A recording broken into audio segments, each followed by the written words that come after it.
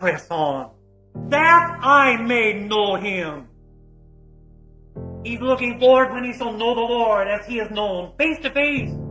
But everyone who has that hope in him, he does the same right now. Lord, I want to know you more and more right now. I mean, what woman is engaged to a man that doesn't want to know more intimacy right now before that wedding day? What miner comes into a gold mine and is satisfied with the first day's haul? No, he wants more and more right now.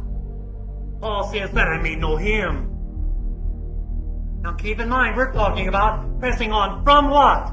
Paul, didn't you know the Lord? Oh yes. But I want to know him more. Didn't you have the power of the resurrection? Yes, I want more. The power of the resurrection, he was always talking about this power. The kingdom of God does not consist in words, but in power. I labor, striving according to his power, which mighty works in me. Power of the resurrection to overcome sin. You see, when an airplane, when it loses power, it starts going down. The gravity starts overtaking it, and the plane goes down. When the power comes back, then it's able to overcome the force, the pull of gravity. Same way with sin, with lust, with that old depravity that remains in us. Power of the resurrection. Paul says, that's what I need. That's what I long for. That's what I press on for. Yes, right now. The power to say yes and the power to say no. The power to keep my mouth shut. The power to not retaliate, not take into account a wrong suffered. The power to control my mind, my mental thoughts. The power to get out of bed, to study the Bible, rise up and pray. You know, it is ridiculous, isn't it, for us to pray, Lord, lead me not into temptation, and then turn right around and put ourselves in the place of temptation. Paul, what did you press on with? With what attitude? I press on with single-minded devotion to Jesus. I count it all loss and gain Christ.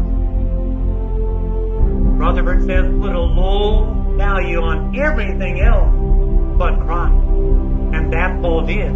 He says it's rubbish compared to this surpassing value. I count it all lost that I may gain Christ. Let nothing get in the way. And put in the top of it and gain the whole world and lose his soul.